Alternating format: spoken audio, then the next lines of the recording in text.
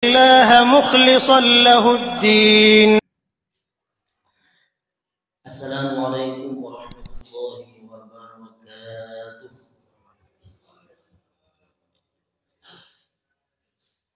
الحمد لله رب العالمين والعاقبة للمتقين ولا عدوان إلا على الظالمين. أشهد أن لا إله إلا الله وحده لا شريك له وأشهد أن محمدا عبده ورسوله الذي لا نبي بعده. اللهم صل وسلم وبارك على سيدنا محمد وعلى آل سيدنا محمد. Hadirin wal hadirat, Bapak Ibu rahimakumullah. Pagi hari ini qadarullah kita masih bisa bangun dalam keadaan sehat, berjalan menuju masjid dalam keadaan aman, dan minimal masih punya bekal sampai nanti malam. Insya Allah itu menjadi salah satu ciri orang paling kaya. Oleh karenanya mari kita makan syukur ini dengan ungkapan alhamdulillah rabbil alamin. Salawat serta salam selamanya kita baca, kita perbanyak membacanya. Terus Allah limpah curahkan untuk habibana wa nabiyana Nabi Muhammad sallallahu alaihi wasallam. Allahumma sholli wa sallim wa barik alaihi. Hadirin jamaah rahimakumullah. Kita masih berbicara tentang Ramadan. Ini harapannya menambah motivasi bagi kita setelah memahami dan juga sudah disampaikan oleh guru-guru kita yang lain mungkin di awal. Ini menyambung tadi malam berkenaan dengan Ramadan. Hadirin jamaah rahimahullah. Ramadan dipilih oleh Allah untuk umat Nabi Muhammad, di dalamnya diwajibkan berpuasa selama sebulan penuh. Ada pertanyaan mungkin, apakah puasa-puasa sebelumnya atau umat terdahulu sebelum Nabi Muhammad katanya berpuasa, atau puasanya seperti apa?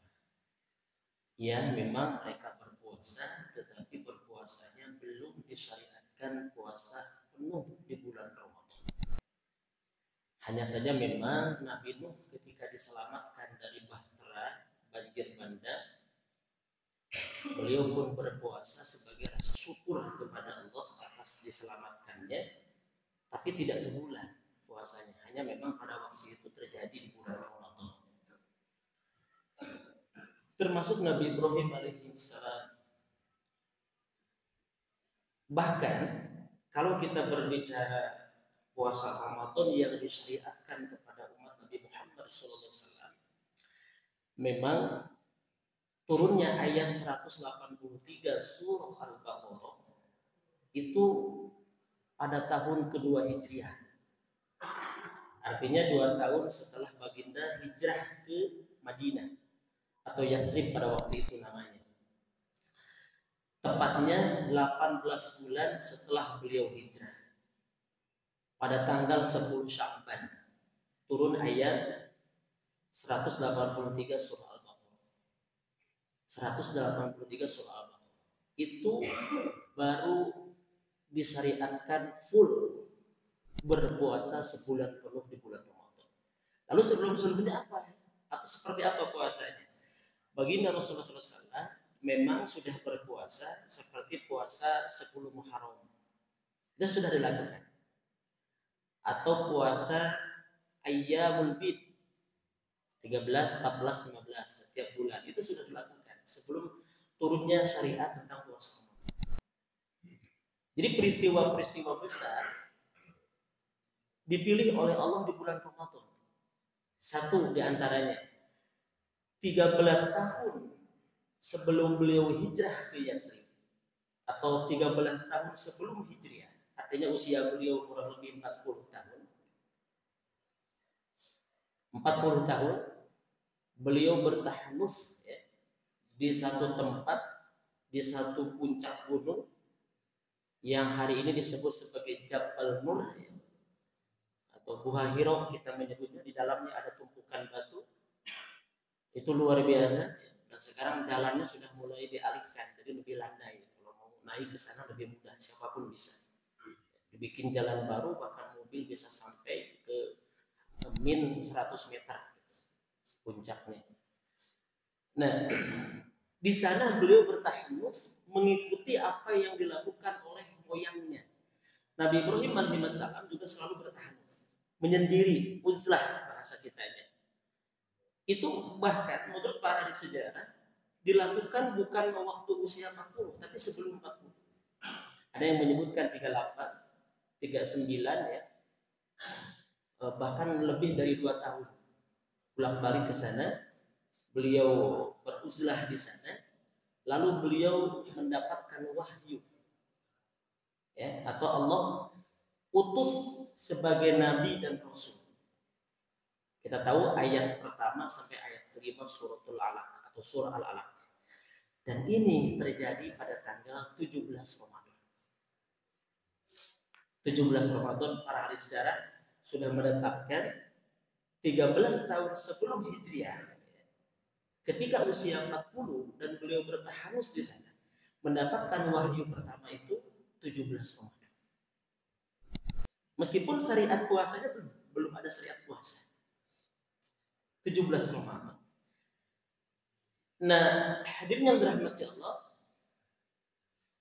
beliau mendapatkan wahyu itu hasil wasilahnya manusiawi bertahan, uzlah, menyendiri.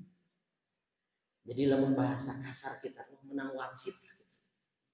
Meskipun tidak bisa kita mengatakan demikian, wahyu itu bukan wangsit.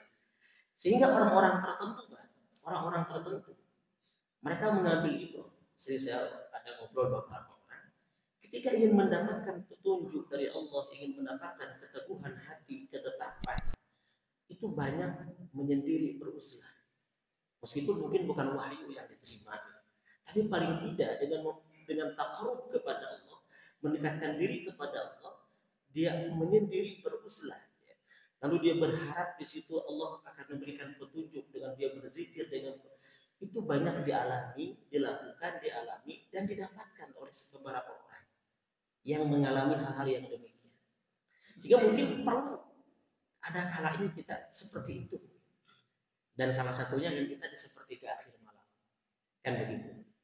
Menyendiri, hanya diri kita dengan Allah. Itu sebagaimana Rasul melakukan itu, melihat bagaimana orang-orang Quraisy pada waktu itu sudah luar biasa perilakunya. Beliau beruzlah naik ke satu bukit, dan kalau kita lihat sebelum ada jam tower ya, hotel tertinggi itu, dari Jabal Nur itu jelas kelihatan ke Mekah. Beliau seperti memperhatikan, seperti melihat dari kejauhan bagaimana hiruk pikuk perilaku orang-orang Quraisy pada waktu itu. Itu satu, pada tanggal 17. Kemudian yang kedua, peristiwa besarnya itu ketika Rasulullah SAW hijrah ke Yathrib, dan di situ terjadi peperangan besar. Ini disebutkan oleh para ahli sejarah tahun kedua Hijriah setelah turunnya ayat tentang kewajiban berpuasa, dan lagi-lagi pada bulan Ramadan. Perangnya perang apa? Perang Badar. Perang Badar itu salah satu perang terbesar dalam sejarah umat Islam. Bagaimana Muslim yang diwakili hanya 313 orang, dia melawan orang kafir, jumlahnya hampir 1000 orang, 950 orang. 950 orang. Dan pada waktu itu Rasul dengan para sahabat sudah berpuasa. Jadi perang Badar itu dalam kondisi sedang berpuasa. Sebab ayat tentang saum sudah turun 18 bulan Hijriah atau setelah hijrah 1,5 tahun pada tanggal 10 Sya'ban ya. Kan Sya'ban Ramadan kan. Jadi kurang lebih 1 bulan sebelum setelah ayat itu diturunkan, Rasul berperang karena orang kafir begitu mereka luar biasa menghalangi dakwahnya, mencaci maki. Kemudian terjadilah peperangan yang sangat luar biasa. Dan itu terjadi pada bulan Ramadan. Ramadannya bahkan sudah berpuasa, Faris. Sudah berpuasa. Ya. 313 muslimin mampu mengalahkan 950 kafir. Kurang lebih 14 orang kaum muslimin wafat dan 70 orang kafir mati pada waktu itu. Dan menang. Dan ini sedang berpuasa. Begitu besar karya Rasulullah SAW dengan para sahabat, atau beliau memiliki karya yang besar, itu terjadi pada bulan Ramadan dan sedang berpuasa. Beliau memiliki karya besar, bisa mengalahkan perang. Berarti kalau 313 berbanding 1000 lah, itu kurang lebih 1 berbanding 10 mungkin ya. 10 ya. 1 berbanding 10 itu menang perangnya. Luar biasa. Hadirin yang berbahagia, bahkan di perang itu menjadi tolak ukur perkembangan Islam di Madinah pada waktu itu. Menjadi awal cikal bakal Islam itu berkembang pesat sampai ke beberapa penjuru Jazirah Arab pada waktu itu. Setelah mereka para sahabat dan Rasulullah SAW memenangkan perang Badar. Dan ini terjadi pada bulan Ramadan dan mereka sedang berpuasa. Luar biasa. Yang terakhir, Pak, dipilih Ramadan juga ketika Rasulullah SAW dengan para sahabat berhasil menaklukkan kota Makkah atau Fathu Makkah. Menaklukkan kota Makkah dengan 10.000 pasukan kaum muslimin, dan beliau pasukan itu dipimpin oleh Khalid bin Walid. Khalid bin Walid asalnya kafir. Ketika perang Uhud ya, tahun ketiga Hijriah, itu Khalid bin Walid itu masih panglima perang kafir. Tapi dia menjadi muslim ya. Termasuk juga Wahsy Hindun yang membunuh pamannya Rasulullah SAW, dia muslim. Dan Khalid bin Walid memimpin pasukan 10.000 kaum muslimin untuk Fathu Makkah. Mengapa terjadi peperangan itu? Fathu Makkah, menaklukkan kota Makkah, mau menyerang awalnya itu karena orang kafir melanggar perjanjian Hudaybiyah pada waktu itu. Dan ini terjadi pada tahun ke-8 Hijriah. Artinya sudah 6 tahun disyariatkan berpuasa. Dan mereka sedang berpuasa. Meskipun ada sahabat disebutkan saudara itu membatalkan puasanya dalam kondisi safar pada waktu itu. Ada beberapa yang membatalkan puasanya untuk bergantinya dengan foto. Ini terjadi pada bulan Ramadan. Abu Jahal mati pada waktu itu. Fathu Makkah juga sebelumnya. Mati Abu Jahal. Apa kalimah ataupun makna yang kita harapkan ataupun pelajaran ibrah yang kita harapkan setidaknya yang bisa dijadikan oleh kita sebagai pelajaran? Ternyata pertama, Allah memilih Ramadan sebagai kewajiban syariat berpuasa penuh ya. Itu puasa di bulan Ramadan, sebab Ramadan sudah dipilih oleh Allah sebagai bulan diturunkannya Al-Quran. Satu. Para ulama coba mengkaji, Pak, menggali. Ternyata setiap perkara yang disematkan dengan Al-Quran itu menjadi mulia.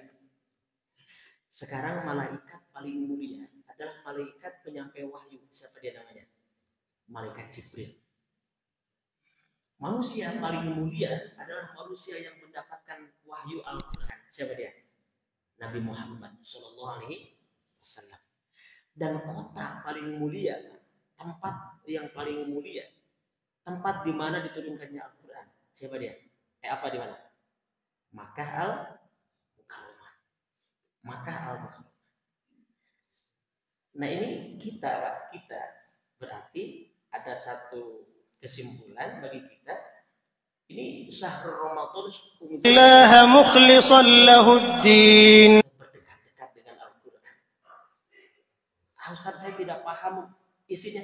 Membacanya saja itu sudah bernilai pahala, bahkan memberikan satu manfaat fadilah. Iqra'ul Quran fa innahu ya'ti yaumal qiyamah syafi'an li ashabi. Bacalah Al-Quran, sesungguhnya Al-Quran akan datang di hari kiamat memberikan syafaat bagi pembacanya. Dekatkan dengan Al-Quran, baca Al-Quran. Jadi manusia yang mendapatkan wahyu Al-Quran menjadi manusia teragung, termulia. Baginda Nabi Muhammad SAW. Bulan yang mulia di antara 12 bulan ini adalah bulan yang di dalamnya diturunkan Al-Quran. Bulan apa kira-kira? disematkan dengan Al-Quran. Iya, kita jujur, saya juga sama, belum bisa mengamalkan isi Al-Quran secara utuh. Tetapi paling tidak kita mau istiqomah membacanya. Berharap dengan membaca itu Allah berikan kelembutan hati kepada kita. Allah berikan kemudahan kepada kita untuk bisa mengamalkan isi ini. Kan begitu ya. Dan pelajaran berikutnya apa? Tadi disebutkan terjadinya perang Badar, terjadinya Fathu Makkah, menunjukkan bahwa di bulan Ramadan kalau kita mau, kita semangat dan kita yakin pertolongan Allah sangat dekat. Ini jangan-jangan lihat nanti, bukan jangan-jangan ya, bisa qadarullah. Palestina juga akan diperlihatkan nanti kemenangan. Mungkin di bulan ini, Pak, di bulan Ramadan. Dengan kesabaran, kegigihan mereka. Idza jaa nasrullah, gitu kan? Datang pertolongan Allah. Bisa jadi di bulan Ramadan. Dalam kondisi sudah terjepit sekarang, Pak. Berita saya lihat di TV itu 20.000 tenaga medis kelaparan, tidak bisa buka dan bersahur. Tenaga medisnya apalagi pasiennya gitu kan. Ini kemenangan akan dekat mungkin di situ. Bukan mungkin ya, dengan izin Allah. Allah ingin lihat dulu perjuangannya. Ini Ramadan. Jadi bagi kita, terus bagi kita, bagi diri kita sendiri ya, pelajaran yang tadi, maka siapapun yang ada hajat, yang siapapun yang ada kebutuhan, yang ada permintaan kepada Allah, yang ada keinginan, yuk kita jadikan momentum bulan Ramadan untuk berdoa kepada Allah, meminta kepada Allah dengan kita memperbaiki, meningkatkan amaliyah ibadah kita. Ini momentum, kesempatan. Kita nggak tahu Ramadan tahun depan akan hadir lagi. Saya kira itu saja berbicara tentang Ramadan, lebih kepada apa yang tadi peristiwa-peristiwa terjadi, kemudian apa feedbacknya bagi kita, ya, kemudian apa amalannya, kita harus seperti apa, seperti keinginan, hajat apa yang kita butuhkan. Maka momentum di bulan Ramadan ini kita harus benar-benar fokus dan serius memohon kepada Allah supaya Allah berikan petunjuk, sehingga di Ramadan ada qadar. Qadar itu artinya secara bahasa ukuran, barometer, ada takaran, ada ketentuan, ada qadar. Manusia 11 bulan yang akan datang, apa yang akan dia dapatkan, dia rasakan, itu berawal dari taharusnya dia, ya, muraqabahnya dia kepada Allah di bulan Ramadan. Kita lakukan coba. Semoga Allah memberikan pertolongan bagi kita semua. Wallahu a'lam bishawab. Subhanakallahumma wa bihamdika asyhadu an la ilaha illa anta astaghfiruka wa atubu ilaik. Akhirul kalam wa billahi taufiq wal hidayah. Assalamualaikum warahmatullahi wabarakatuh. الله مخلصا له الدين